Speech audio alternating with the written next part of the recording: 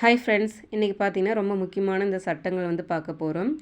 இந்து விதவை மறுமண சட்டம் பார்த்திங்கன்னா 1856 கொண்டு வரப்பட்டது. இது எதுக்காகன்னு பார்த்தீங்கன்னா, விதவைகள் மறுமணத்தை சட்டப்பூர்வமாக்கியது. அதாவது கணவனை இழந்த மனைவி இன்னொரு திருமணம் செய்துக்கலாம் அப்படின்னு சொல்லிட்டு இந்த சட்டம் கொண்டு வந்திருக்காங்க.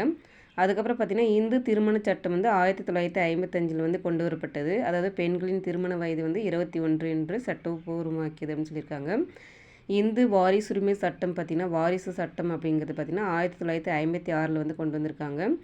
இது எதுக்காகன்னு பார்த்திங்கன்னா, பெண்களுக்கு தங்களுடைய பெற்றோர்களுடைய சொத்தில் உரிமை இருக்குது உரிமை அவங்களுக்கு இருக்குது அப்படின்னு சொல்கிறதுக்காக இந்த இந்து வாரிசு சட்டம் கொண்டு வரப்பட்டது. எந்த வருஷம் அப்படின்னு பார்த்திங்கன்னா 1956. வரதட்சணை தடுப்பு சட்டம் பார்த்திங்கன்னா தடை சட்டம் 1961 கொண்டு வந்திருக்காங்க. அதாவது வரதட்சணை என்ற பேரில் மருமகளை மாமியாரை மோசமாக நடத்தக்கூடாது அப்படின்றதுக்காக இது இந்த சட்டம் கொண்டு வந்திருக்காங்க. பெண்களை கேலி செய்வதற்கு எதிரான சட்டம் 1997. அநாகரிகமாக சித்தரித்தலுக்கு எதிரான சட்டம் பார்த்திங்கன்னா 1999 கொண்டு வரப்பட்டது. அதாவது பெண்களை பத்திரிகை அல்லது செய்தித்தாளில் பெண்களை அநாகரிகமாக சித்தரிக்கக்கூடாது, ஃபோட்டோ போடக்கூடாது அப்படின்னு சொல்லிட்டு அதுக்காக தடை செய்திருக்காங்க. அதுக்கப்புறம் பார்த்திங்கன்னா தொழிற்சாலை சட்டம் 1948. தோட்ட தொழிலாளர் சட்டம் 1951. சுரங்கச் சட்டம் 1952.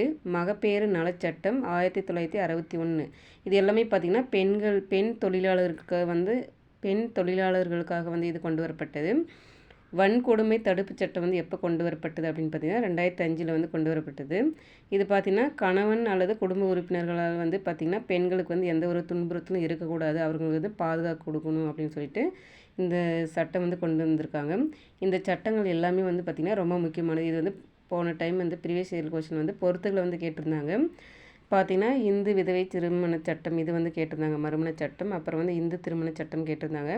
வரதட்சணை தடுப்பு சட்டம், தடை சட்டம் கேட்டிருந்தாங்க. இந்த மாதிரி அடுத்து இதில் கேட்கலாம். அடுத்தது 2026 இப்போ வரப்போகிற 2026 குரூப் 4 அண்ட் குரூப் 2 எக்ஸாம் கேட்க வாய்ப்பு இருக்குது.